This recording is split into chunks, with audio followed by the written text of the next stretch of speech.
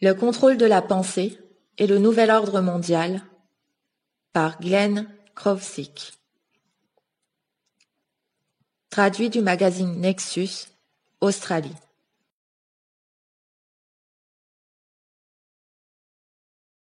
Ceci est la deuxième et dernière partie examinant un sujet auquel la plupart d'entre nous préféreraient ne pas penser. Le contrôle de la pensée.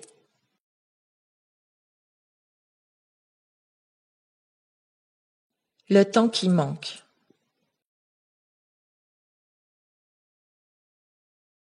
Une série d'expériences conduites par la CIA pour trouver une méthode pour provoquer l'amnésie découvrit que des pulsations de micro-ondes pouvaient être utilisées pour surstimuler la production d'acétylcholine dans le cerveau, un neurotransmetteur associé à l'emmagasinage de la mémoire.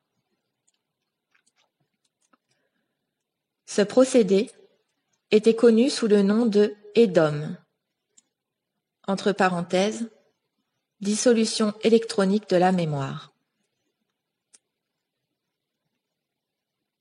Lorsqu'un sujet est exposé à ce signal, il ne peut tout simplement pas emmagasiner de la mémoire, et donc reste avec une période d'amnésie ou de temps manquant. Ils peuvent même être influencés à ne pas se souvenir de ces amnésies.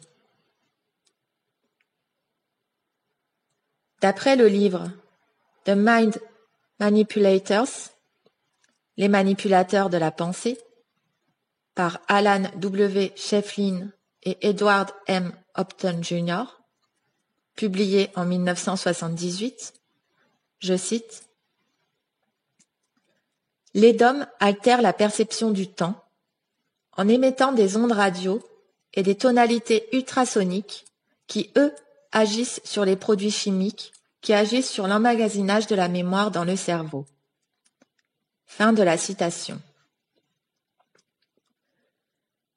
Il semble même que cette technique puisse être utilisée pour effacer des souvenirs spécifiques des cerveaux d'individus qui ont été exposés à des informations hautement classifiées et qui quittent l'emploi d'agences gouvernementales qui travaillent avec des informations sensibles.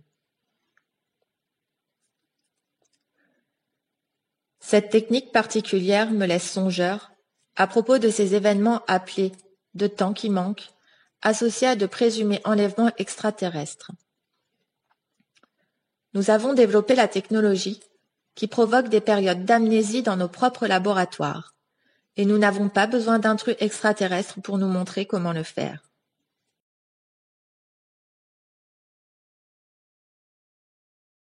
Tout est dans la tête.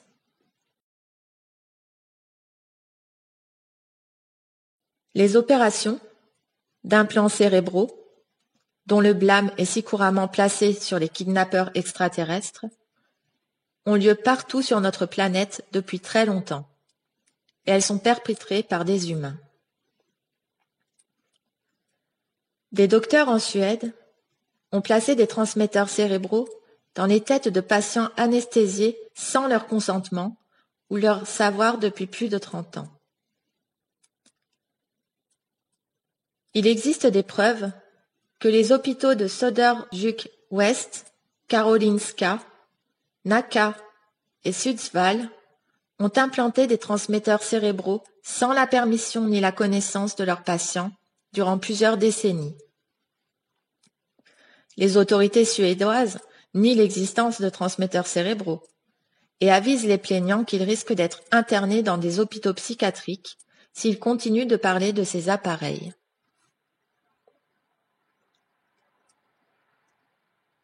En 1985, pourtant, une lettre fut écrite par des représentants de plusieurs groupes des droits de l'homme et des professionnels légaux et techniques, envoyée à l'Attorney General du pays, puis référée au District Attorney, M. Overklagaren, qui détermina qu'une telle activité ne serait pas considérée comme un crime.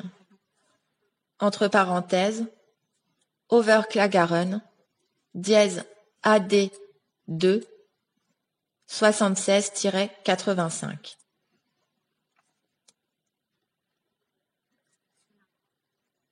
Un manuel de 1968, intitulé « Télémétrie biomédicale », écrit par le Dr Stuart Mackay, anciennement de l'Université de Californie à Berkeley, qui était utilisé par l'unité d'éducation de l'Institut de recherche de la défense suédoise, rapportait que, parmi les divers instruments de télémétrie disponibles aujourd'hui, il y a des transmetteurs miniatures qui peuvent être avalés, portés de façon externe ou implantés chirurgicalement sur des animaux ou des humains.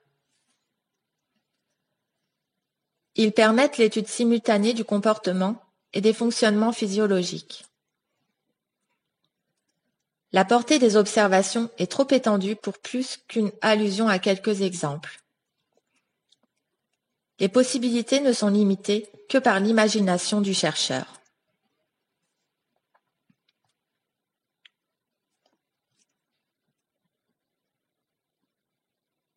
Le docteur José Delgado, un pionnier de la stimulation électronique du cerveau, entre parenthèses S et C, qui fut subventionné à travers des organisations de façade par le Bureau de recherche navale américain et par la CIA, déclarait dans son livre « Le contrôle physique de la pensée » 1969 que, je cite, « Les transmetteurs cérébraux peuvent demeurer dans le cerveau d'un sujet à vie. L'énergie qui actionne le transmetteur est transmise par des fréquences radio.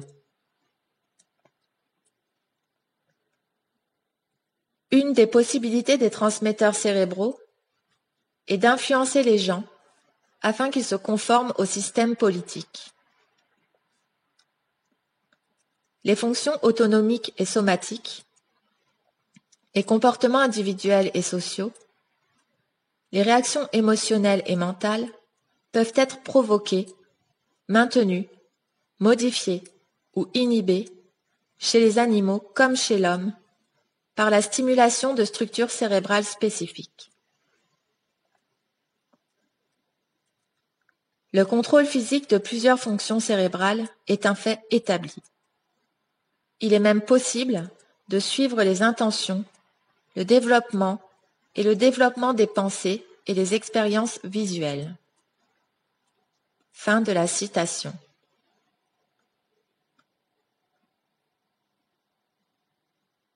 Les premiers implants étaient d'environ la taille d'un demi-filtre de cigarette.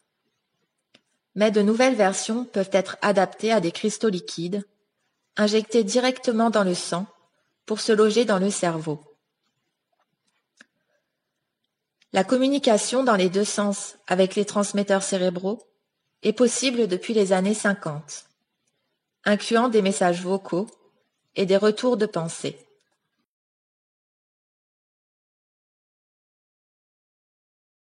D'autres armes de la Deuxième Guerre mondiale.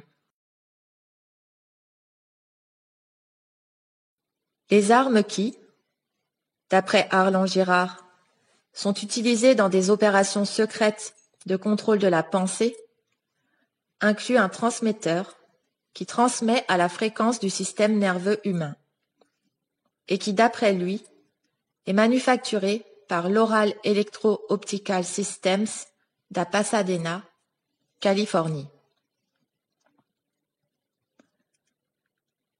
L'Oral, un important contractant de la défense, avait précédemment conduit des recherches sur des armes à énergie dirigée pour le compte du lieutenant-général Leonard Pearutz de l'US Air Force, qui cherchait une arme pour implanter des messages dans le cerveau de l'ennemi et pour provoquer des réactions de courage surhumaines chez ses propres troupes. L'appareil emploie des radiations électromagnétiques, entre parenthèses EMR, de fréquence gigahertzienne, dans des tonalités ultra basses, entre parenthèses ELF.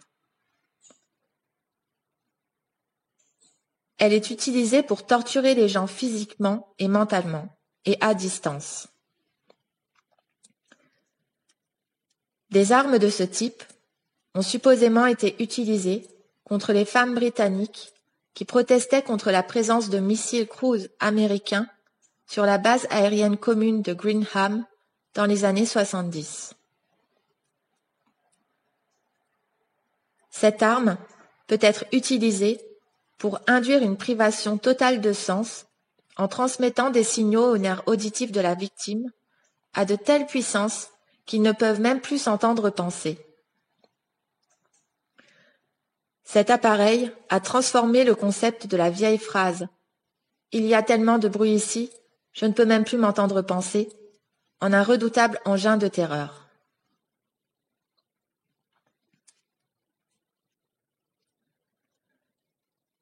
Les procédés employés par de telles technologies ELF sont décrits dans plusieurs publications du département de la Défense, incluant le spectre électromagnétique dans les conflits à basse intensité par le capitaine Paul E. Tyler, commandement médical de la Navy, qui est inclus dans une collection intitulée Les conflits à basse intensité et la technologie moderne, édité par le lieutenant-colonel David G. Dean, Air Force.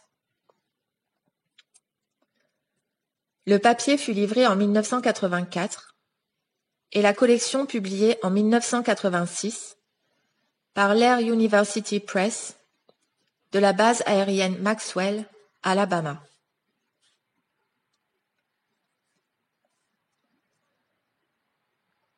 Un autre appareil à pulsation de micro-ondes peut transmettre des signaux audibles directement à un individu, tout en restant inaudible à qui que ce soit d'autre. La technologie est très simple et elle peut être construite avec un banal fusil radar policier. Le faisceau de micro-ondes, généré par l'appareil, peut être modulé à des fréquences audio et transmettre des voix directement dans le cerveau.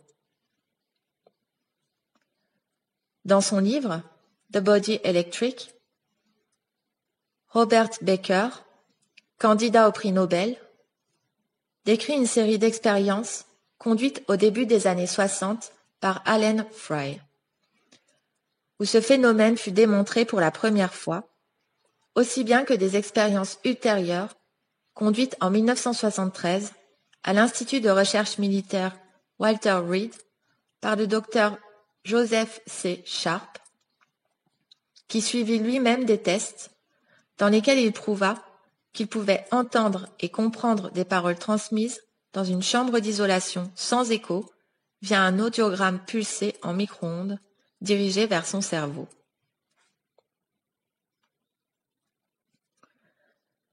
Puis, Baker déclare, je cite, « De tels appareils peuvent évidemment être utilisés dans des opérations secrètes visant à rendre une cible folle avec des voix ou faire parvenir des informations indécelables à un assassin programmé. » Fin de la citation. Un livre de 1978, intitulé « Effets et applications auditives des micro-ondes » par James C. Lynn, expliquait comment des voix audibles peuvent être transmises directement au cerveau. Cette technologie pourrait être utilisée pour rendre l'ouïe aux sourds, mais au lieu de cela, elle a été retournée contre le public.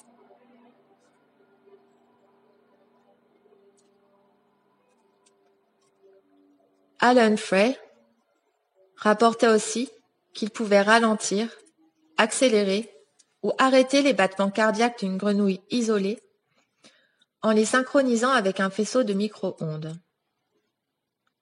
Je cite. D'après Robert Baker, des résultats similaires ont été obtenus avec des grenouilles vivantes, ce qui démontre qu'il est techniquement possible de provoquer des crises cardiaques avec un faisceau destiné à traverser la poitrine humaine. Fin de la citation. Je devrais mentionner que Baker ne participe pas, à ma connaissance, à de telles recherches. Je crois qu'il est plus intéressé dans les aspects humanitaires de la recherche électromagnétique et qu'il critique les applications militaires et d'espionnage de ce type de recherche.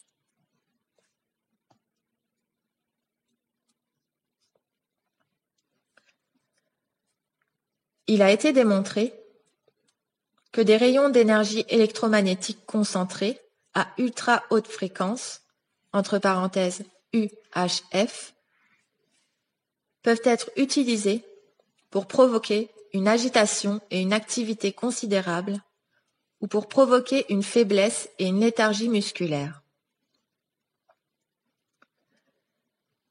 Les micro-ondes peuvent aussi être utilisés pour brûler la peau humaine, augmenter les effets des drogues, des bactéries ou des poisons, ou affecter le fonctionnement de tout le cerveau. Ces effets ont tous été étudiés en profondeur par la CIA. Le 21 septembre 1977, en témoignant devant le sous-comité du Sénat sur la santé et la recherche scientifique, le docteur Sidney Gottlieb, qui dirigea le programme MK-Ultra, fut forcé de discuter des aspects de la quête de la CIA pour trouver des techniques d'activation de l'organisme humain par des moyens électroniques à distance.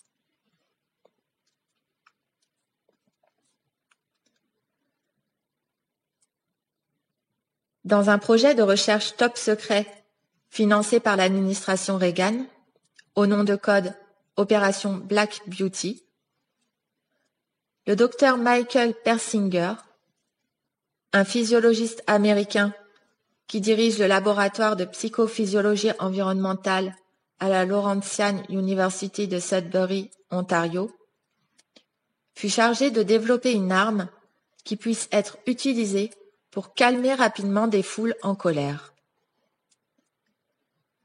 Il développa un appareil électromagnétique qui employait des champs de basse intensité à variation de temps pulsé à des registres de fréquences extrêmement basses, à des fréquences entre 1 et 10 Hz. Apparemment, une personne se trouvant dans le champ de cet appareil trouvera un endroit spécifique de son cerveau inondé d'histamine, provoquant de crises incontrôlables et des vomissements. Est-ce là le genre d'activation que l'on peut vouloir atteindre ?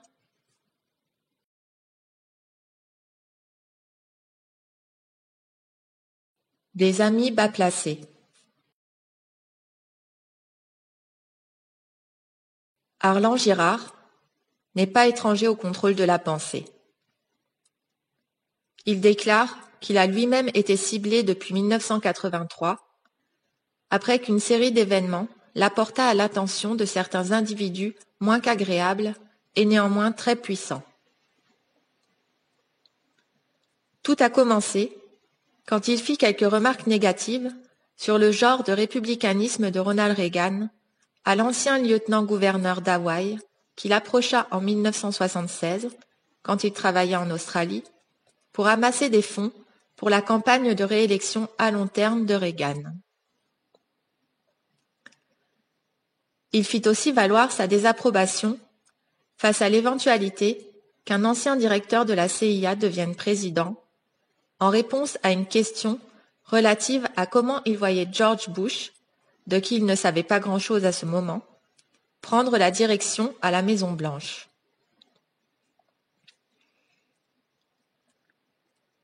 Plus tard, quand Girard fit application à un poste de commissaire au Pacifique Sud, un poste de commerce qui est sous la juridiction de la Maison-Blanche, le bureau du président demanda de l'information concernant son passé. Dans sa réponse, Girard mentionna son contact avec l'ami hawaïen de Reagan, ayant oublié ses remarques passées et pensant que ce contact irait en sa faveur. James Baker, qui était responsable de choisir le candidat, appela l'ancien lieutenant-gouverneur d'Hawaï et résultat, ses remarques précédentes furent connues de Baker. Il découvrit plus tard que le gouverneur, comme Baker, était un proche ami de Reagan. Girard conclut que son téléphone fut mis sous écoute et son courrier ouvert routinièrement à partir de mars 1983, une fois que Baker décida qu'il n'était pas du bon côté. Autour de cette période, il prétend qu'une enquête fut entreprise sur lui, soit par le National Security Planning Group de George Bush, ou par une des organisations antiterroristes proactives dirigées par Oliver North à partir du sous-sol de la Maison-Blanche.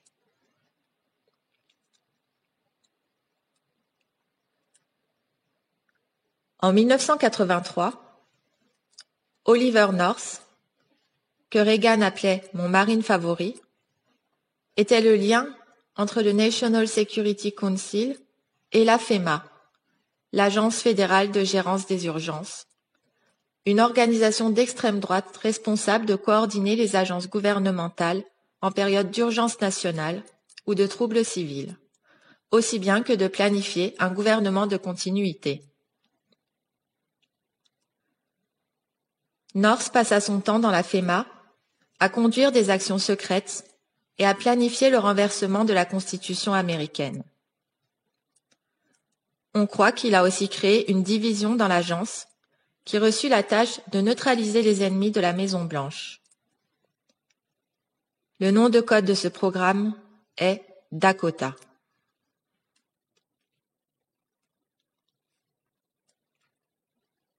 Le mémo non daté suivant, préparé par le National Laboratory de Los Alamos, intitulé « Concept pour assister l'Agence fédérale de gérance des urgences dans ses missions »,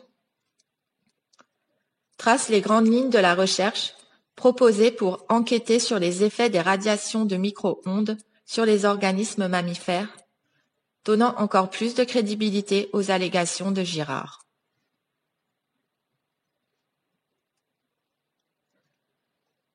Girard croit que la raison pour laquelle il devint une cible du contrôle de la pensée est que son profil correspondait à celui de John Hinckley Jr., l'homme qui tenta d'assassiner Ronald Reagan en mars 81. Lui aussi venait d'un foyer privilégié et, comme Girard, était éloigné de son père. Il semblerait évident que Hinckley désapprouvait les politiques de Reagan, bien qu'il y ait nombre de théories selon lesquelles le but de l'assassinat de Reagan était de donner la présidence à Bush plutôt qu'il n'en fut finalement. Après que la tentative eut échoué, Reagan rendit presque tous ses pouvoirs présidentiels de toute façon. Il n'était réellement qu'un acteur jouant le rôle d'un président.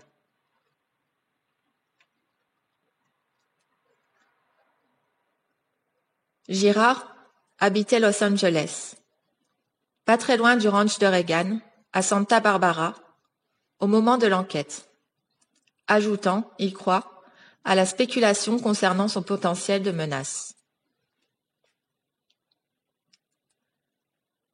Bien qu'il ne s'agisse que de coïncidence, il se peut que ça n'ait pas été vu de cet œil, car c'est autour de cette période que le traitement de contrôle de la pensée a commencé. Une idée de la naïveté des évaluations des menaces potentielles pour le président par la Maison-Blanche effectuée après la tentative d'assassinat est mentionnée dans le livre de Bud Woodward, Veil, The Secret Wars of the CIA.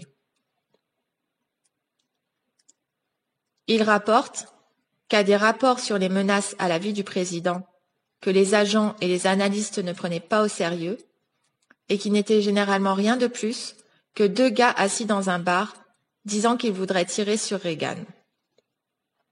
Le DCI William Casey répliquait « Je veux une équipe là-dessus ».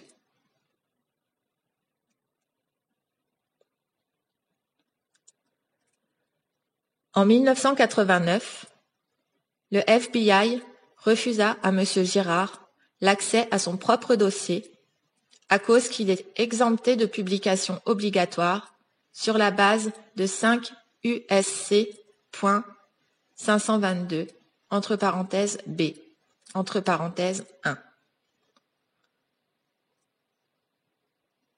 Cette section du Code des États-Unis s'applique à des documents à être gardés secrets dans l'intérêt de la défense nationale ou de la politique étrangère. Girard n'a jamais eu une autorisation de sécurité, ni appliqué à un poste qui en requérait, bien qu'il ait travaillé pour l'Air Force, de qui il avait obtenu des charges honorables en 1963. Que pouvait donc cacher le FBI?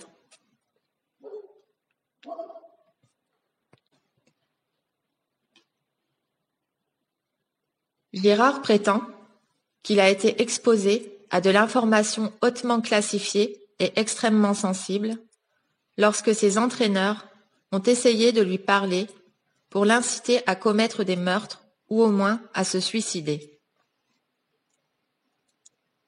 Certains contrôleurs inexpérimentés sont même entrés en communication, directement avec son cerveau, relativement normalement, avant de commencer leur tirade continue d'abus, et certains lui ont même dit qu'ils se pratiquaient sur lui avant d'être envoyés dans des missions plus importantes.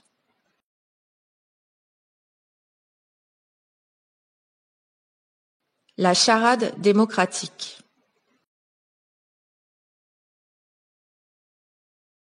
D'après Arlan Girard, l'équipement a aussi été utilisé pour influencer la politique de manière beaucoup plus directe.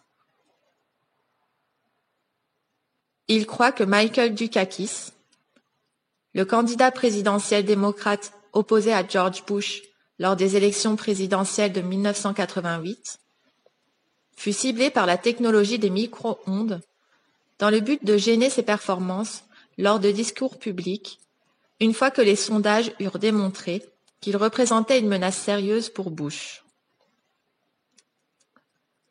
Il prétend aussi que l'équipement fut utilisé contre Kitty Dukakis et l'accula presque au suicide.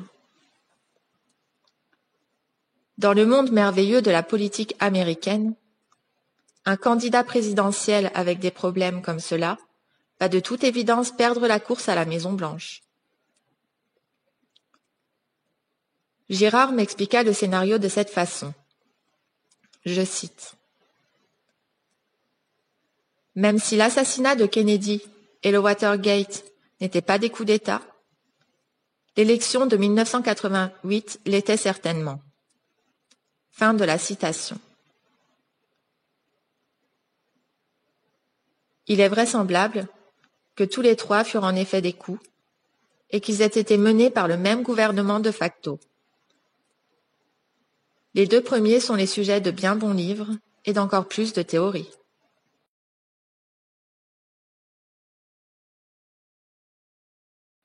Échec et maths. Est-ce que les déclarations personnelles de Girard, à l'effet d'avoir été la victime de contrôle de la pensée et de tortures électromagnétiques, semblent trop irréelles à la lumière du fait que de telles expérimentations ont réellement eu lieu? Il dit que le plus grand défaut de l'efficacité du traitement auquel il a été soumis réside dans l'évaluation simpliste de sa personnalité, déclarant, je cite, « Je ne suis pas meurtrier ni suicidaire. La CIA peuvent m'assassiner, mais je ne serai jamais l'automate de personne. » Fin de la citation. Nul doute que bien des individus n'auront pas la même capacité de résister, ni la même force de persévérer. Quant à pourquoi il est encore en vie, dans les jours où il se rendit compte que la Maison-Blanche, ou la FEMA, était en train d'essayer de le neutraliser, il commença à tenir un journal qui inclut les numéros des plaques d'immatriculation de nombreux véhicules associés à son traitement qui peuvent être retracés directement à la Maison-Blanche. Il a fait circuler de nombreuses copies de ce journal pour sa propre protection. Il dit aussi qu'il y a l'horrible possibilité que le procédé de cette torture soit en lui-même gratifiant pour ceux qui l'appliquent, et que pour cette raison, il préfère le garder en vie pour pouvoir continuer à le travailler plutôt que de s'en débarrasser. Il a été porté à croire, et il croit, que des rapports quotidiens sont préparés sur le progrès de la torture sur les êtres humains avec les armes ELF, et que ces rapports sont disponibles aux sympathisants tordus à l'intérieur du gouvernement comme récompense pour leur patronage à des agences comme la CIA.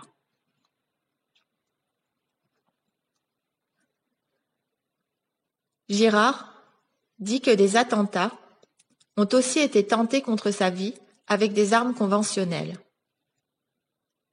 Il m'a dit que si j'étais incapable de le contacter dans le futur, je devrais m'adresser à ses avocats, car ils sont pleinement conscients de cette situation et qu'ils sauraient s'il est encore en un morceau.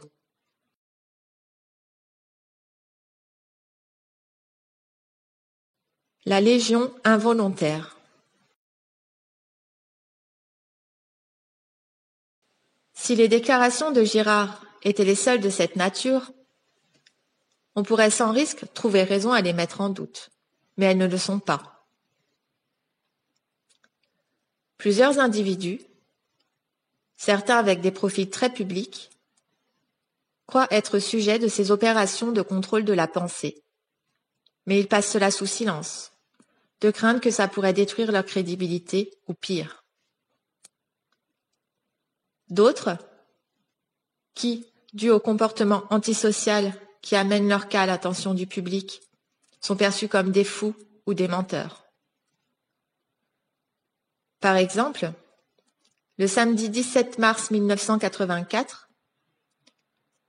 le San Francisco Chronicle publia un article intitulé « Incident près de la Maison Blanche, des déclarations bizarres d'un homme armé », dans lequel un fou solitaire meurtrier, supposément typique, qui fut arrêté près de la Maison Blanche, prétendait avoir reçu un implant de localisation télémétrie sous la forme d'un implant cristallin qui fonctionne comme une radio à cristaux. Il croyait que des commandes, lui intimant l'ordre de commettre des meurtres, lui parvenaient à travers cet appareil. Combien d'individus, ne connaissant pas les possibilités du contrôle de la pensée, ou le fait même que ce soit possible, pourraient croire de telles déclarations?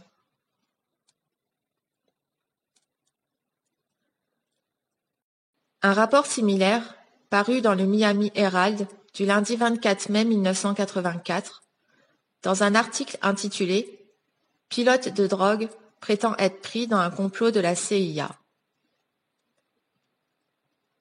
Ancien employé de la CIA de son propre aveu, le transporteur de drogue et d'armement James Petit prétendait être victime de contrôle de la pensée, avoir reçu un implant cristallin et savoir l'existence d'un plan de la CIA nommé Opération Boule de Cristal, qui était un complot pour prendre le contrôle du monde en utilisant le contrôle de la pensée. Un article subséquent dans le même journal, le 9 juin 1984, déclarait qu'une prise de rayon X n'avait pas permis de trouver l'implant. Pourtant, un autre article sur Petit, publié dans le National Examiner le 30 avril 1985, rapportait que des radiologues avaient détecté un objet étranger derrière son oreille gauche qui, avait-il conclu, n'avait aucune raison d'être là. L'article incluait une photographie au rayon X de la chose non identifiée. Petit prétendait que l'appareil avait été implanté alors qu'il était traité au centre des grands brûlés de l'Institut de l'armée américaine de recherche chirurgicale à San Antonio, Texas. Les docteurs de l'hôpital ont confirmé qu'il fut traité à cet endroit jusqu'au 2 juillet 1982. Ils croyaient que la CIA allait l'utiliser dans un plan pour tuer quelqu'un. Petit déclara, je cite, « Ce serait une bonne idée d'examiner Sirhan Sirhan, l'homme qui a tué Robert Kennedy, pour voir s'il a des implants. » James Earl Ray, qui tua Martin Luther King, et John Hinckley, qui tira sur le président Reagan, devraient aussi être examinés. Fin de la citation. Les avocats de Petit ont confirmé qu'il avait travaillé pour la CIA, et cela fut aussi confirmé par un autre avocat qui représentait un coaccusé dans le procès d'une affaire de drogue. Petit prétend que tout l'incident faisait partie d'un programme bizarre de la CIA du nom d'opération Boule de cristal, dont le but était de prendre le contrôle des systèmes politiques et judiciaires du monde par le contrôle de la pensée avant l'an 2000. Il prétendit même avoir trouvé des documents top secrets contenant des détails du programme dans une poubelle à Key West, en Floride, quelques 20 ans plus tôt.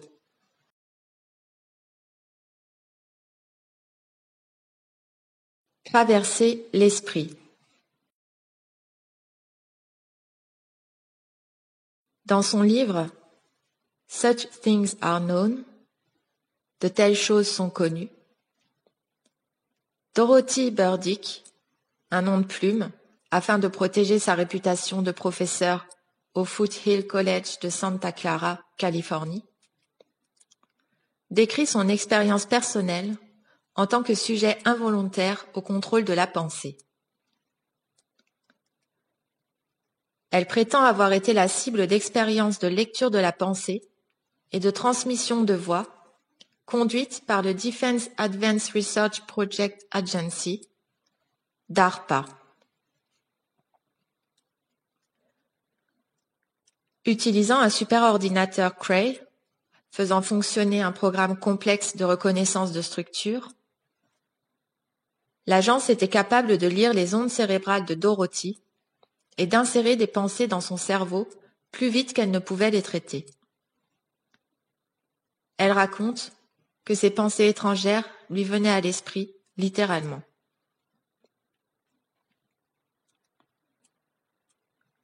Apparemment, quand on parle, les nerfs contrôlant les cordes vocales, la bouche et la langue sont activés en proportion des nombreuses directions et tensions vers lesquelles chaque muscle reçoit l'ordre de bouger. Ces structures, ou motifs, surviennent que les mots soient prononcés ou non. Le processus de la pensée requiert qu'on se parle à soi-même afin que l'esprit puisse fonctionner consciemment. Ceci s'appelle pensée subvocale. Essayez seulement de penser sans vous parler à vous-même si vous ne le croyez pas. Les motifs d'ondes cérébrales produits dans ce procédé neurologique peuvent apparemment être lus en utilisant une forme d'appareil de surveillance à distance et peuvent révéler toutes les pensées d'un individu.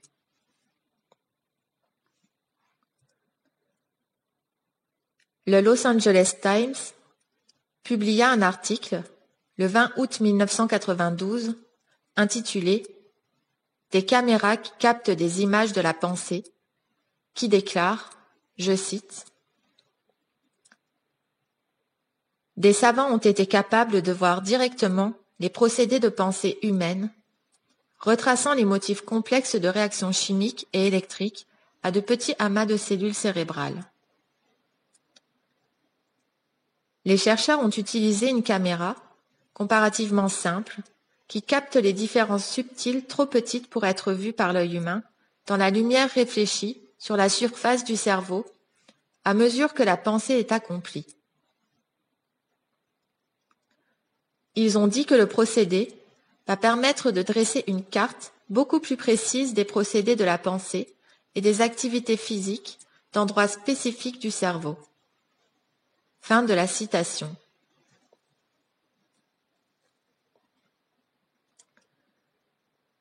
William H. Theodore, un neurologue de l'Institut national des maladies neurologiques et des attaques, commenta, je cite, « C'est une technique très intéressante.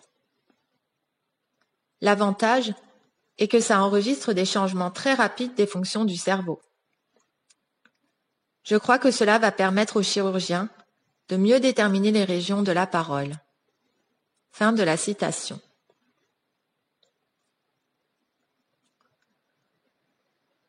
Cette technique est maintenant du domaine public. Alors, serait-il vraiment surprenant que la DARPA, qui a dépensé des milliards de dollars à développer des super-ordinateurs à traitement parallèle et sur de la recherche sur la reconnaissance de motifs pour l'utilisation éventuelle dans des avions de combat, ait découvert comment appliquer cette technologie à des opérations plus sinistres? Après tout, le mandat de cette agence est de développer des armes plus efficaces afin d'armer les industries américaines de défense et d'intelligence.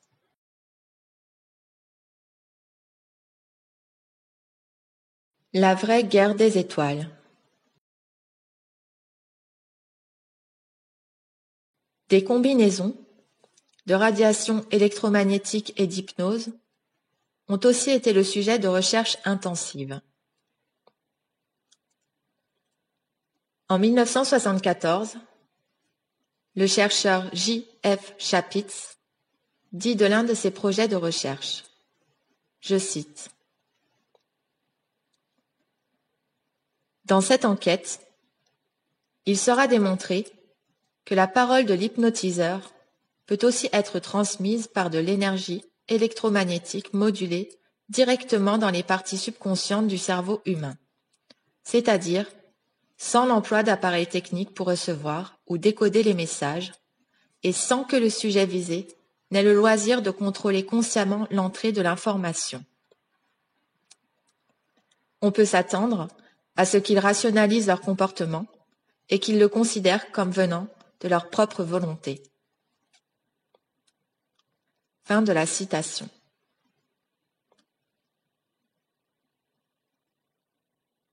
N'importe qui, enquêtant sur le soi-disant phénomène de channeling, phénomène de canalisation en français, serait sage de prendre en considération ce sujet de recherche. Il est intéressant de noter que le nombre de gens qui se considèrent des channelers est grimpé rapidement depuis que ce type de recherche est entrepris. Il est étrange de constater à quel point leurs messages sont similaires, sans égard à l'entité qu'ils prétendent être à la source de leurs conseils divins. Je suggérerais à tout individu qui considère le contenu d'informations channelées d'être vigilant et d'évaluer de façon critique si le message reçu est bénéfique, dans un sens non égoïste, ou s'il servirait à évoquer des schémas de pensée qui serviraient le nouvel ordre mondial.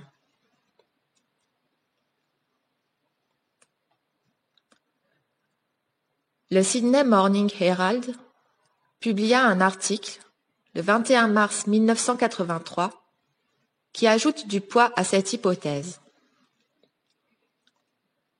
L'article expliquait qu'un document intitulé « Les soviets envahissent la pensée humaine » avait été présenté au journal par le docteur Nassim Abdelaziz Newegi, assistant professeur à la faculté d'agriculture de Moshtahor Touk Kaloubia en Égypte. Il est intéressant de citer cet article, bien que la grammaire soit un peu bizarre. Je cite.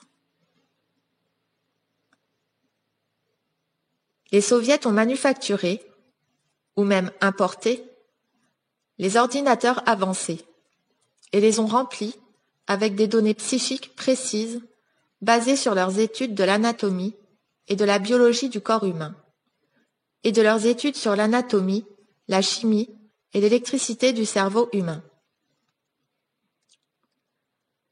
Ces ordinateurs ont été remplis aussi avec les différents langages et leurs significations, Les dialectes des peuples ont été entrés à partir de satellites. Les soviets ont commencé à nourrir les ordinateurs de programmes objectifs. Fin de la citation.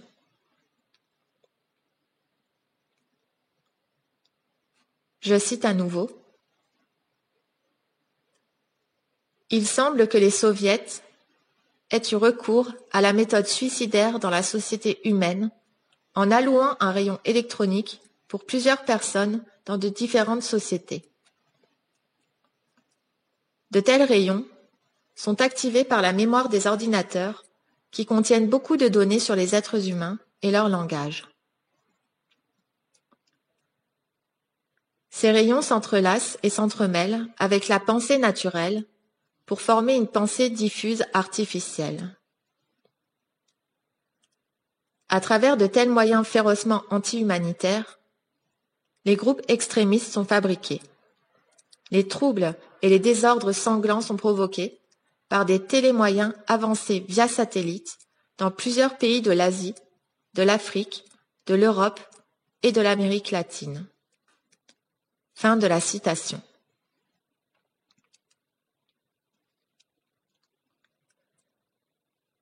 L'éditeur de la rubrique dans laquelle l'article fut publié déclarait même, je cite, « Nous pensons que ce sont des points trop importants pour les ignorer. » Fin de la citation. Je pense que c'est une façon conservatrice de le dire. Une possibilité déroutante, étant donné l'information que nous avons en main, et que les individus impliqués dans cette opération gigantesque de contrôle de la pensée puissent être eux-mêmes programmés et ne se rendent même pas compte de ce qu'ils sont en train de faire.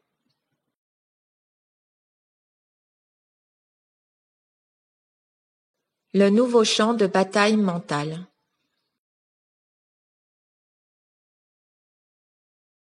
Dans l'édition de décembre 1980 du journal Military Review de l'armée américaine, un article du lieutenant-colonel John B. Alexander, intitulé « Le nouveau champ de bataille mental, Beam Me Up Spock », apportait de nouveaux détails concernant les capacités techniques présentement disponibles aux contrôleurs.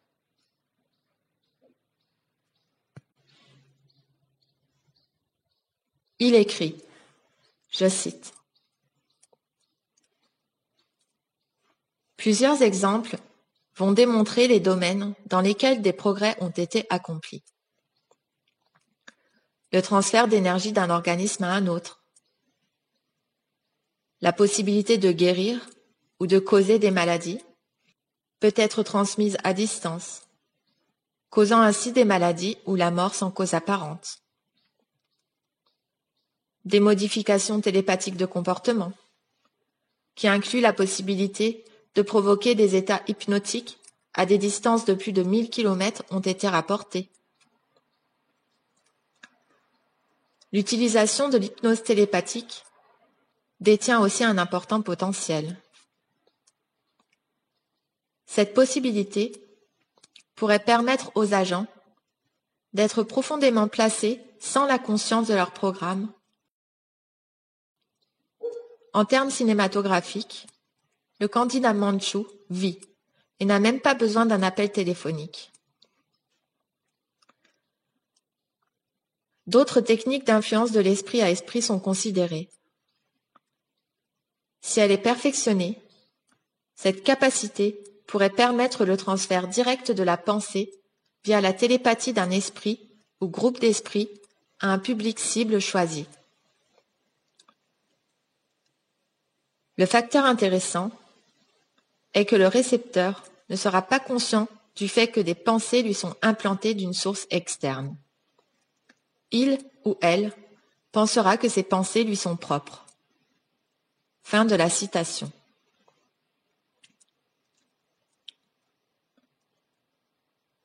S'il est possible de communiquer des pensées artificielles dans le champ morphogénique via satellite, alors le contrôle de la pensée de la planète entière est possible. La seule résistance d'un individu serait alors de constamment remettre en question la motivation derrière ses pensées et de ne pas agir sur des pensées qu'il considère être à l'extérieur des limites de leurs propres principes éthiques et moraux. Encore une fois, il est sage de considérer comment la télévision, la publicité et les diverses formes de pression sociale sont constamment utilisées pour manipuler ces limites.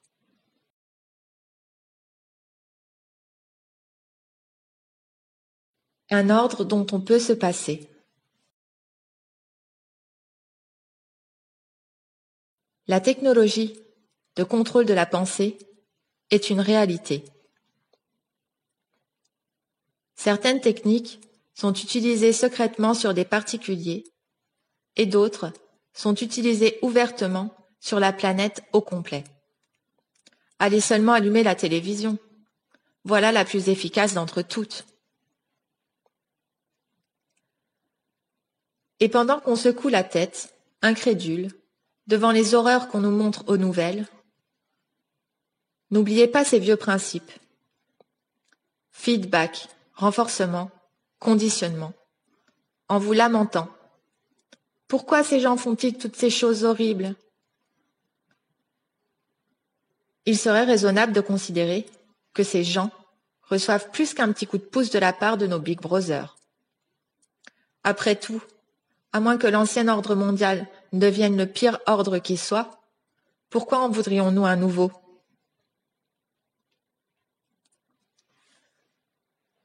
Je vous laisse avec cette dernière citation. Elle fut dite par Zbigniew Brzezinski, ancien conseiller en sécurité nationale de Jimmy Carter, dans son livre « La société technotronique », qui est presque un texte biblique pour les proposants du nouvel ordre mondial. Brzezinski, le fondateur de la tristement célèbre Commission trilatérale, a joué un rôle clé dans la campagne électorale de 1988 de George Bush en tant que conseiller en politique étrangère. Ça semble un peu bizarre pour un ancien conseiller en sécurité nationale démocrate, non? Et est un infatigable promoteur d'une philosophie de gouvernement unique, nouvel ordre mondial. Je cite. Dans la société technotronique, la tendance semblerait aller vers le rassemblement du support individuel des citoyens non coordonnés, facilement à la portée d'individus aux personnalités magnétiques et attirantes, exploitant efficacement les dernières techniques de communication pour manipuler les émotions et contrôler la raison. Fin de la citation.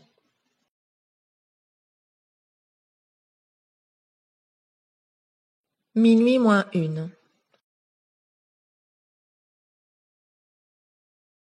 Comme le lieutenant-colonel Alexander l'a dit dans le sommaire de son article du Military Review, je cite, « L'information présentée ici sera considérée par certains comme ridicule parce qu'elle ne se conforme pas à leur vision de la réalité. Mais certaines personnes croient encore que la Terre est plate. »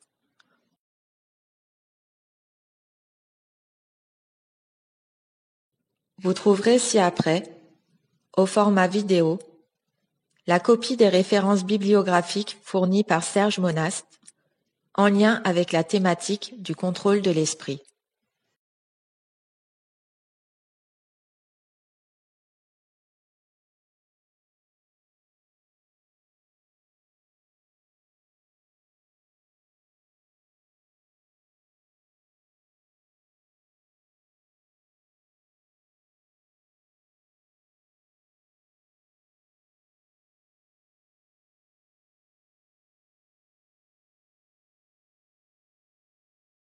Les services secrets des vaccins.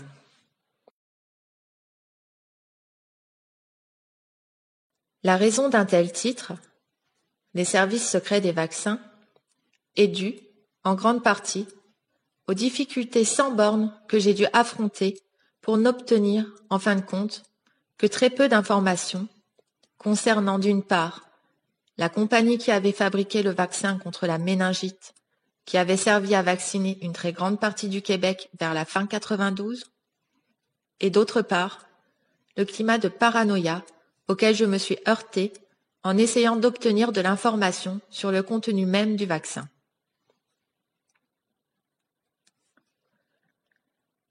À la suite d'une très longue série de téléphones, en octobre 1993, je finis par obtenir le nom de la compagnie s'étant personnellement occupée de ce vaccin. La Connaught Laboratories, située à Willowdale, en Ontario. Par après, j'ai communiqué avec le ministère de la Santé et des Services sociaux du Québec afin de pouvoir obtenir de plus amples informations concernant le climat dans lequel avait été décidée une vaccination aussi importante. Car il faut bien l'avouer, les rapports reçus des États-Unis en rapport avec les différentes expérimentations médicales et autres pour parvenir à contrôler politiquement les populations me faisaient craindre le pire quant au contenu du vaccin administré à l'ensemble de la jeunesse québécoise. Et la lettre reçue du ministère et le silence de ce dernier à plusieurs de mes questions ne faisaient que renforcer ce sentiment chez moi. La lettre, publiée intégralement, rapporte qu'un groupe spécialiste fut directement responsable de la décision du ministère d'aller de l'avant avec la campagne de vaccination.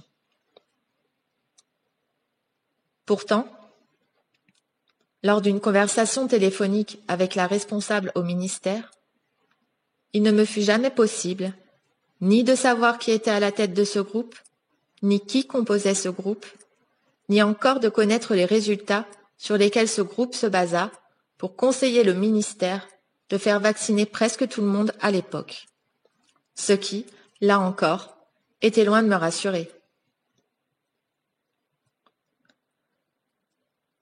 En outre, ma question, à savoir que la supposée épidémie avait commencé dans la région de Hull, mais n'avait pas traversé le pont pour aboutir en Ontario, me vala une réaction presque violente, où il me fut conseillé de m'informer directement au ministère de la Santé de l'Ontario à ce sujet.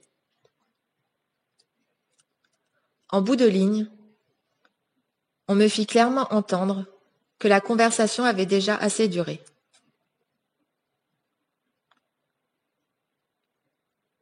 Ce fut donc à la suite de ce téléphone que je communiquai directement avec la salle des nouvelles de Radio-Canada, où je pus m'entretenir avec Martine Turcotte. Cela se passa en date du 16 novembre 1993.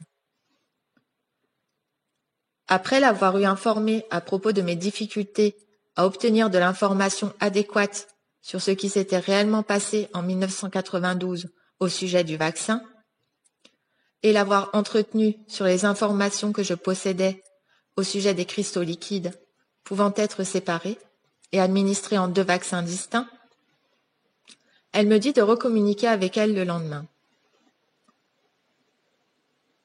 Lors de l'autre entretien téléphonique, elle dut m'avouer qu'aucun, mais là absolument aucun journaliste à l'époque n'avait fait d'enquête dans le but de connaître les résultats des analyses produites par le groupe spécialiste qui conseilla le ministère d'aller de l'avant avec la vaccination contre la méningite.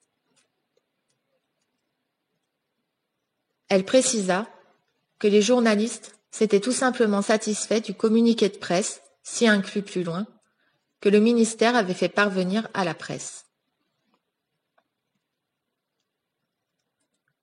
Quant aux cristaux liquides, elle ne possédait aucune information à ce sujet, mais elle me fit part qu'une rumeur était véhiculée à la salle des nouvelles, comme quoi il était question d'une autre campagne de vaccination et que certains craignaient les réactions secondaires dues à la combinaison des 2 vaccins en question. D'un autre côté, je fais ici une parenthèse pour indiquer que mes différents contacts avec la Connaught Laboratories pour obtenir des informations publiques à son sujet se solvèrent par une méfiance difficilement compréhensible. Entre-temps, par le biais de Statistique Canada et de leur publication Liens de parenté entre les compagnies, j'avais appris qui, au juste, détenait les parts de la Connaught Laboratories.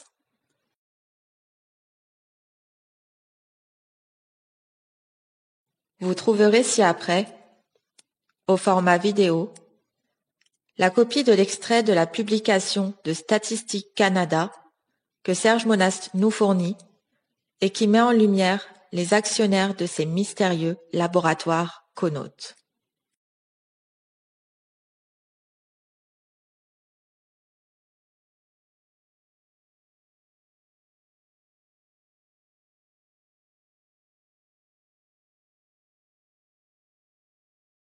Si l'on regarde du côté des codes, 763 indique fonds d'investissement gouvernementaux.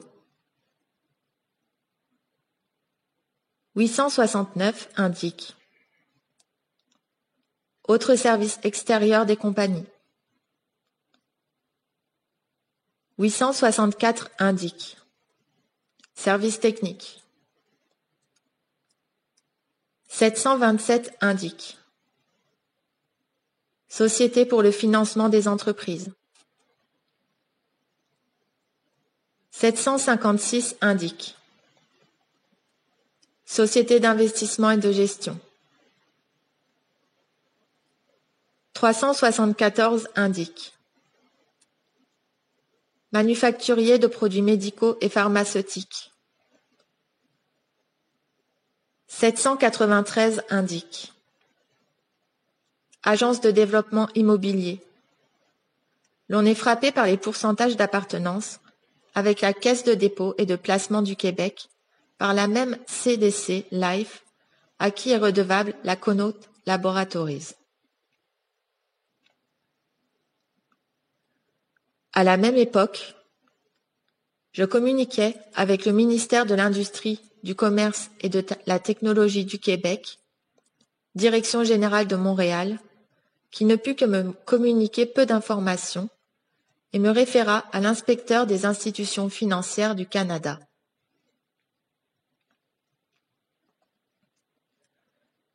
Ce dernier, de son côté, me fit part que les compagnies mentionnées, n'étant supposément pas régies par leur bureau, n'étaient par conséquent pas listées.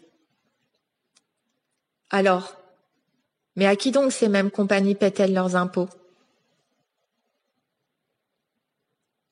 Donc, d'un fonctionnaire à l'autre, au fil des fax, des téléphones, des jours, ça doit être ça la démocratie. Avoir la liberté de perdre une partie de sa vie à chercher des informations publiques. Je finis par me faire diriger vers l'ordinateur, le service de recherche fédéral Radar, Industrie, Sciences et Technologies, Ottawa. Les fonctionnaires y travaillant ne voulurent jamais me donner une réponse par fax, mais me firent savoir qu'ils ne possédaient absolument aucune information concernant les compagnies mentionnées à la page 41. À la fin, presque à bout de souffle, et surtout, découragé de voir que la pratique de la démocratie exigeait autant de temps, d'énergie et de dépenses, j'aboutis au CRIC, Centre de recherche industrielle du Québec, et au bureau de l'inspecteur des institutions financières du Québec, qui, à mon étonnement, me fournirent plusieurs des informations que je désirais. Mais quant à savoir les liens militaires possibles entre la Connaught Laboratories et l'Institut Mérieux, autre compagnie ayant aussi fourni un vaccin contre la méningite, les liens existant aussi avec la CIA et le Centre de recherche médicale militaire des États-Unis, alors cela était une autre paire de manches.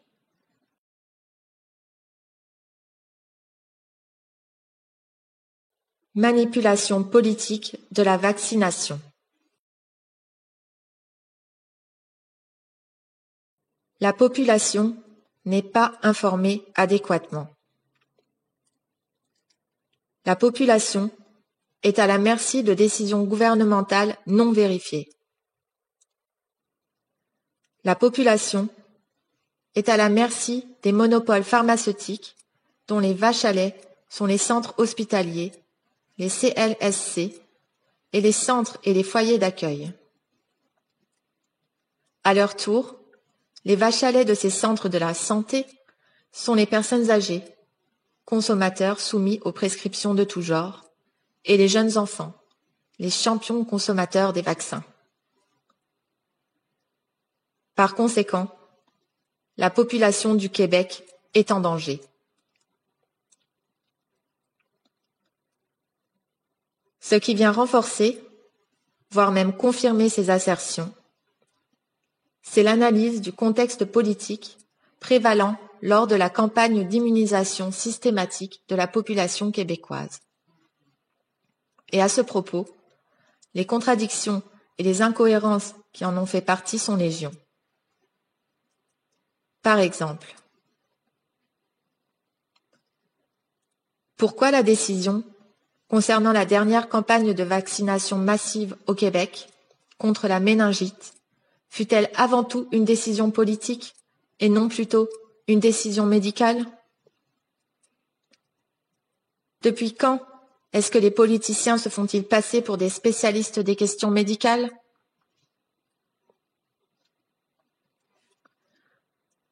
D'ailleurs, cette question était commune à l'ensemble des médecins au lendemain de cette décision gouvernementale d'aller de l'avant avec une campagne de vaccination massive contre la méningite. En d'autres mots, cela signifie que la majeure partie des médecins du Québec étaient contre une telle campagne de vaccination décidée par des fonctionnaires gouvernementaux et au profit de monopoles pharmaceutiques. En outre, le docteur Christiane Laberge ne se gêna aucunement pour dire, dans un article paru, que sa fille de 5 ans courait autant de risques d'attraper la méningite que de se faire un jour frapper par un train. Combien de personnes risquent un jour, au cours de leur vie, d'être frappées par un train?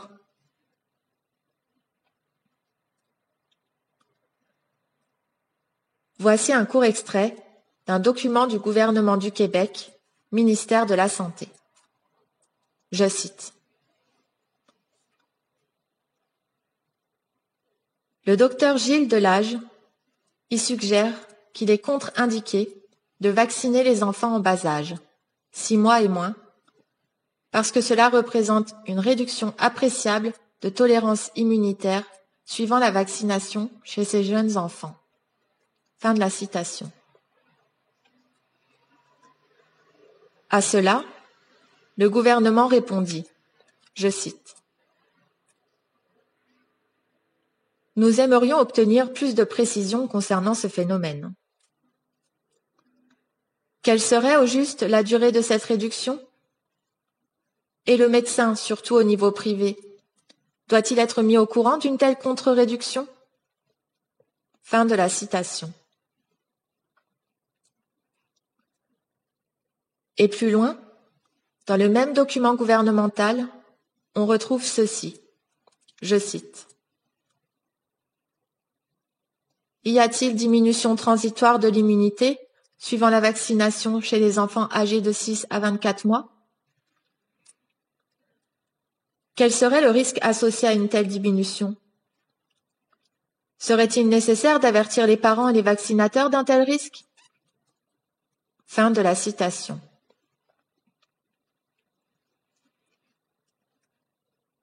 Ici, on se retrouve véritablement face à un phénomène de démence semblant être motivé par des intérêts particuliers et non pour la protection de la population.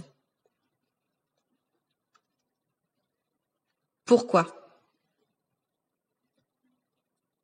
Parce que tout simplement, il existe plus d'une étude scientifique dans les milieux médicaux internationaux prouvant, hors de tout doute, que la vaccination des enfants âgés de moins de 2 ans est non seulement très dangereuse pour ces mêmes enfants, mais encore celle-ci attaque directement le système immunitaire de ces mêmes enfants. Ces études furent publiées et commentées dans le passé dans plusieurs journaux médicaux de différents pays. Alors ici, dans le cas de décisions prises par le gouvernement du Québec en faveur d'une campagne de vaccination massive et du jeu du chat et de la souris pratiqué par ce même gouvernement en vue de détruire les arguments des opposants à une telle campagne, on est en droit de se demander quels étaient les intérêts que le gouvernement cherchait à protéger dans une telle campagne de vaccination. D'autant que ce même gouvernement favorisa un groupe particulier de supposés spécialistes pour le conseiller au détriment et à l'encontre de l'opinion de l'ensemble des médecins du Québec.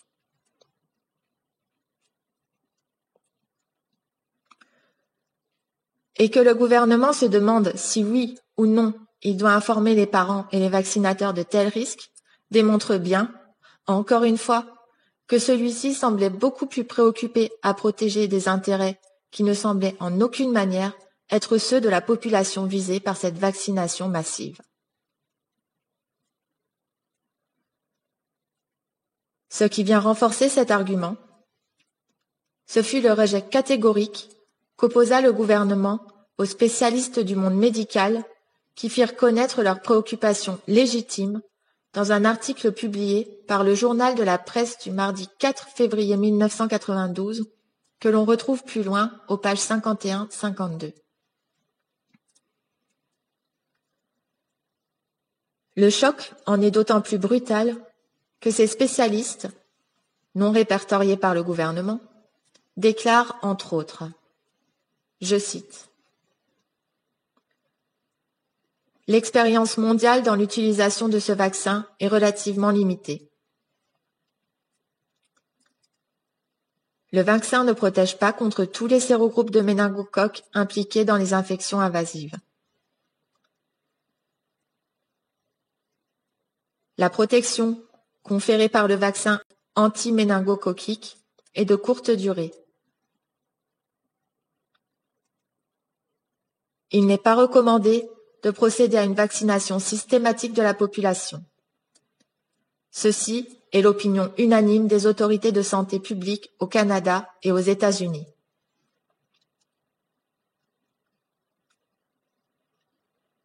Le réseau de santé publique a décidé d'intervenir à un niveau qui est considéré en dessous des seuils d'intervention utilisés par beaucoup d'autorités. Fin de la citation.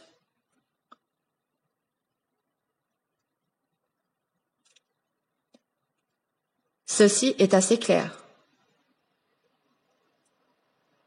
Le gouvernement a décidé d'aller de l'avant avec une campagne massive de vaccination, et cela à l'encontre même des avis de différents spécialistes du monde médical au Québec et à l'étranger. Pourquoi ?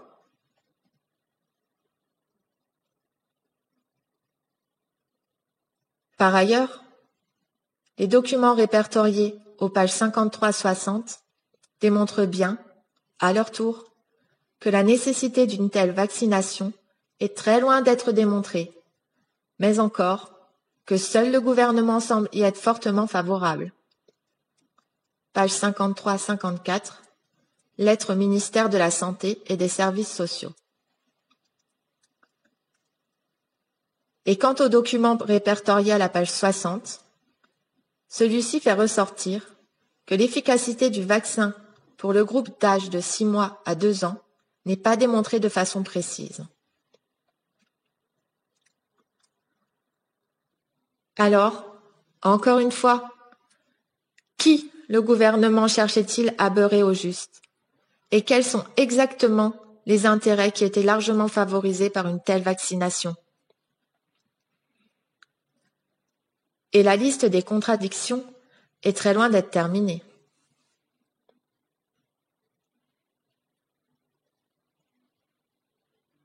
Lors de l'annonce officielle de la vaccination massive au Québec, plusieurs médecins s'y sont fortement objectés. Mais la décision relevait du gouvernement.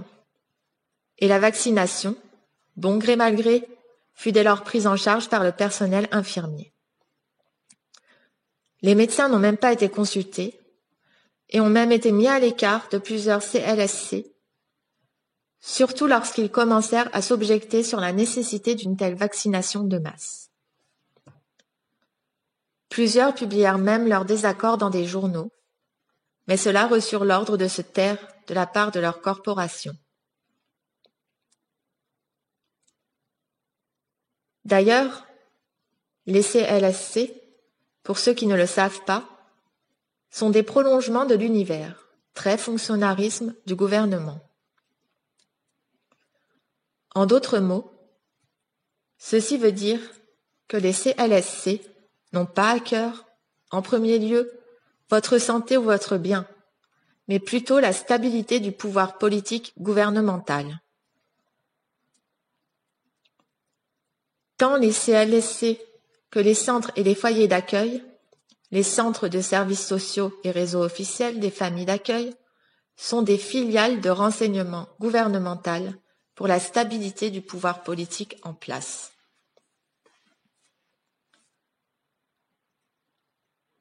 Par le biais de ces organismes gouvernementaux, présentés comme étant des centres d'aide à la population, on fiche en détail chaque individu sur les moindres recoins de sa vie privée, le tout étant par la suite informatisé dans les ordinateurs du gouvernement. À ce sujet, il n'y a qu'à se reporter au document de la page 61 démontrant le rôle qu'avaient et que devaient jouer les CLSC lors de la campagne de vaccination massive. Le contenu de cette lettre directive parle de lui-même.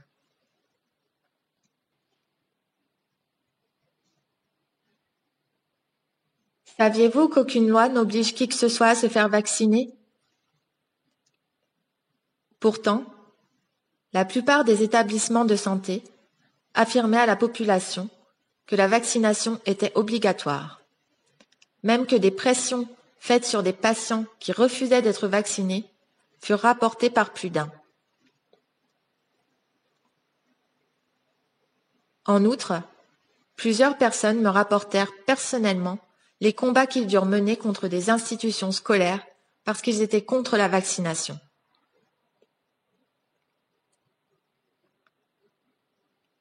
Autre contradiction frappante. Des rapports officiels du gouvernement, Direction de la protection de la santé publique, datés du 21 décembre 1992, affirmèrent que sur les 300 000 doses administrées au Québec, aucune réaction grave entraînant des séquelles n'avait été rapportée. Pourtant, deux questions se posent ici. Un document officiel du gouvernement fédéral, rapport d'incidents adverses reliés à l'administration d'un vaccin, plus loin, page 62, fut confidentiellement envoyé aux différents centres de vaccination et énumère chacune des conséquences pouvant résulter de l'administration du vaccin. De plus, en désaccord avec la note gouvernementale du 21 décembre 1992, deux documents hospitaliers se référant au même cas font clairement ressortir des conséquences directes reliées à la campagne de vaccination massive contre la méningite. Page 63-64. Et ce cas, comme me l'a fait remarquer une professionnelle des milieux de la santé, est l'un des 400 cas tenus confidentiels par les autorités au Québec.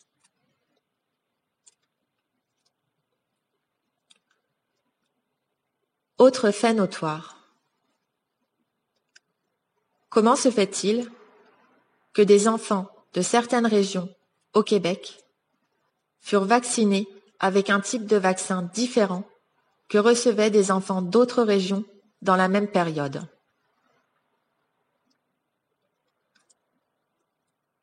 Un grand nombre d'infirmières et de médecins se sont demandé, à juste titre, par rapport à cette vaccination, comment il se faisait qu'un protocole particulier était rendu nécessaire pour l'administrer. Elles étaient d'autant plus en droit de se poser une telle question que leur formation les avait déjà préparées à administrer des vaccins. Alors, pourquoi un protocole spécial ?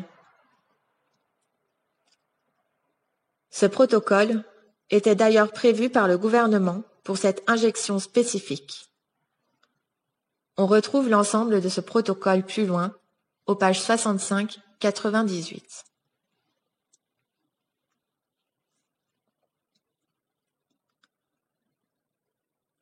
Par ailleurs, fait des plus inusités, la manière, dans certains cas, et pour un vaccin en particulier, qu'il fallait incliner la seringue avec un angle particulier pour injecter ce vaccin spécial. De plus, la pression très forte qu'il fallait appliquer pendant plusieurs secondes à l'endroit même où l'injection avait lieu. Et par la suite, l'aiguille de la seringue qu'il fallait retirer très rapidement.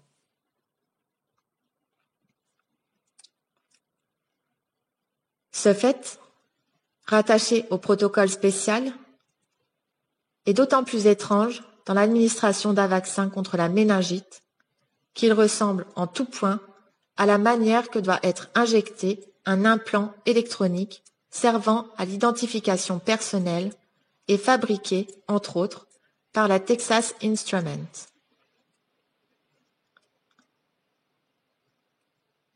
La méthode est aussi semblable à celle utilisée pour l'injection de cristaux liquides afin d'empêcher leur retour dans la seringue.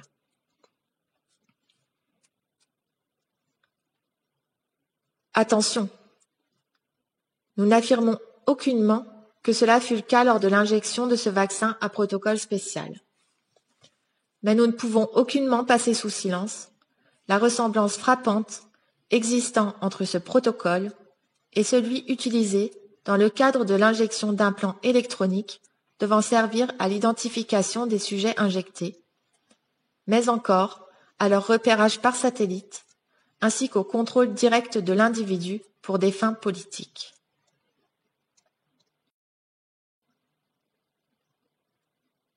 Ce protocole, sur l'angle à utiliser lors de l'injection de ce vaccin, est démontré aux pages 84-85 du présent document.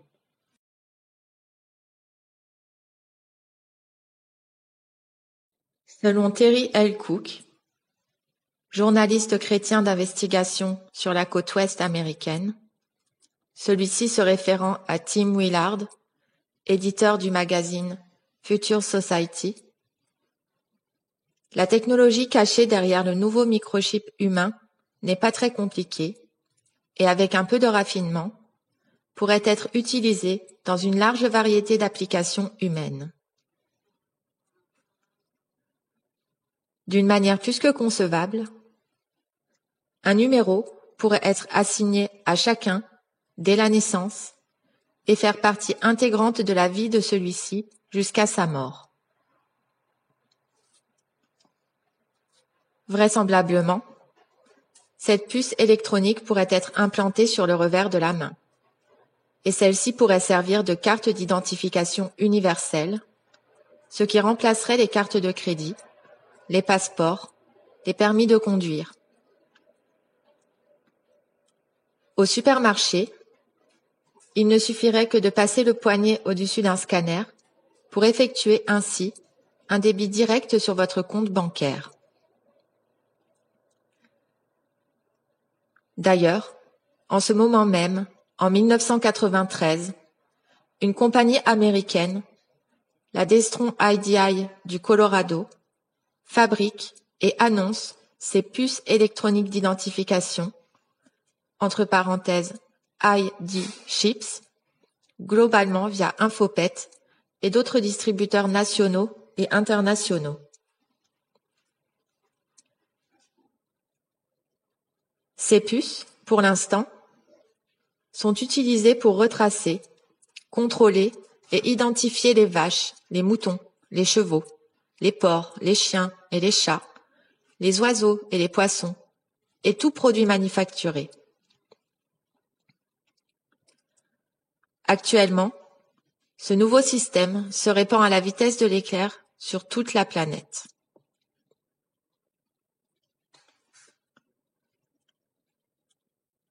Aujourd'hui, le numéro d'assurance sociale se compose d'une série de 9 chiffres. Selon d'autres informations reçues, ce système sera bientôt remplacé, avec l'aide des nouveaux ordinateurs, par une série internationale de 18 chiffres numériques, le Mesh Block, une configuration internationale qui permettra de retracer n'importe qui sur la planète. Cette nouvelle série de 18 chiffres sera divisée en 3 parties, c'est-à-dire 3 séries de 6 chiffres chacun, soit 6, 6, 6.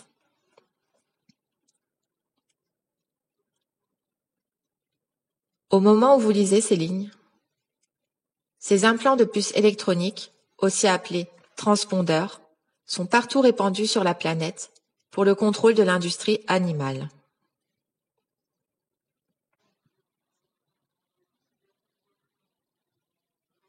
Tous ces faits, et plusieurs autres, que nous pourrions rapporter ici, font clairement ressortir que les médias d'information furent manipulés par le gouvernement lors de la campagne de vaccination massive contre la méningite. Que le journalisme d'enquête au Québec est absent. Que la pratique journalistique au Québec est conçue de manière étroite et très régionale, ce qui a comme conséquence de favoriser un journalisme à sensation au détriment d'un journalisme professionnel existant pour protéger les intérêts de la population.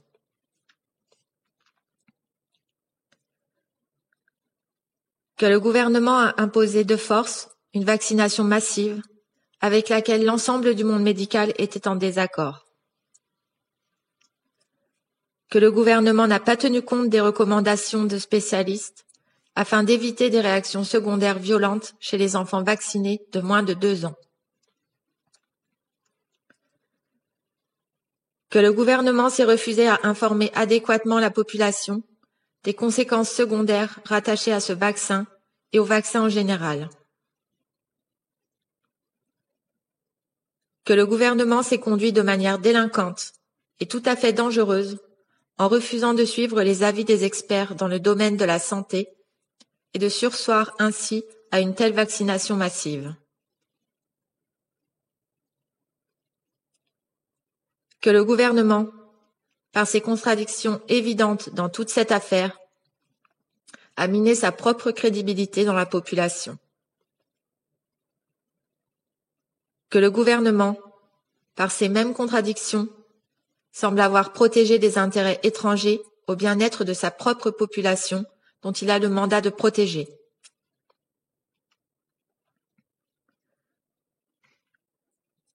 La connaissance des nouvelles technologies rattachées tant aux cristaux liquides qu'aux implants d'identification semble tout à fait absente des milieux de la santé du Québec, ce qui met en danger la population et ce qui, dans plusieurs cas, peut fausser plusieurs diagnostics dans les domaines de la médecine psychiatrique, de la médecine légale, ainsi que d'autres champs de la pratique médicale en général.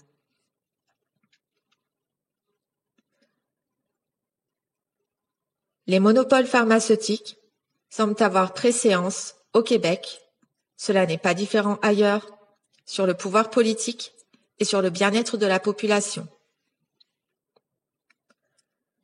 À cause de ces monopoles, les médecins, les infirmiers, les infirmières et le personnel rattaché au monde de la santé ne représentent plus que de simples fonctionnaires, que des automates devant se restreindre à remplir des prescriptions et des traitements de soins, en sachant que dans la plupart des cas, ceux-ci sont inefficaces.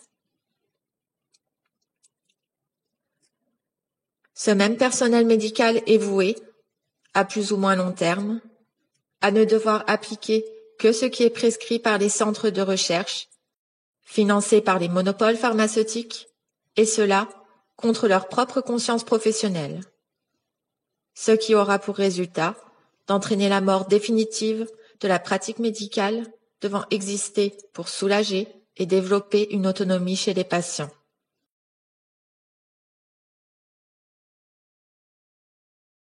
Vous trouverez ci-après, au format vidéo, la copie des documents preuves contenus dans le livre, à ce moment du livre, concernant la vaccination contre la méningite au Québec.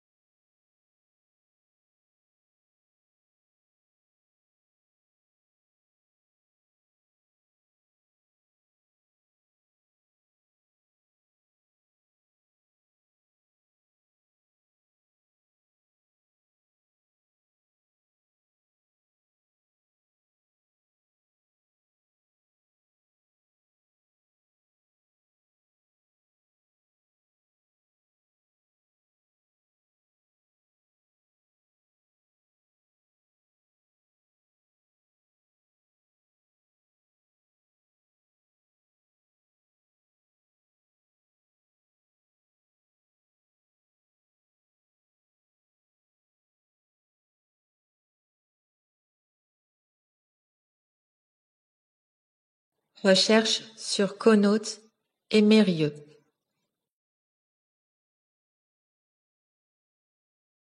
Les documents suivants, pages 99 à 120, font ressortir les recherches longues et fastidieuses produites pour situer Conneaut Laboratories et Institut Mérieux, les deux compagnies ayant fourni les vaccins contre la méningite au Québec en 1992. Malgré toutes ces recherches, très peu de résultats furent obtenus, au point de se demander si ces compagnies sont d'ordre public ou si encore elles font partie de projets gouvernementaux secrets.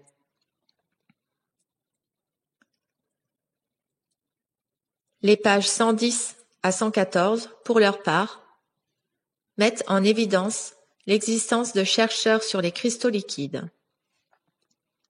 Fait notoire, à la page 111, le professeur Edward Gullerinter, ayant fait des recherches en rapport avec les cristaux liquides et les antibiotiques et les stérols, entre parenthèses, alcool polycyclique dans le groupe duquel se trouvent le cholestérol, les vitamines B et les stéroïdes, fut contacté par moi le 2 mai 1994, affirmant que ce type de recherche avait, selon ses propos, dont je doute, été abandonné au milieu des années 70.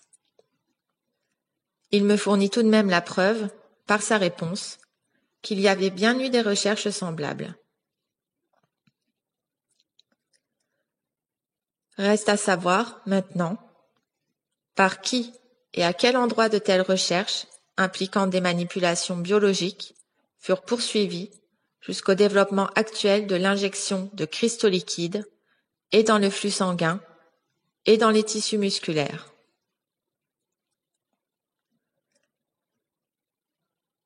Quoi qu'il en soit, l'enquête est toujours ouverte et des résultats à ce sujet seront disponibles et rendus publics sous peu.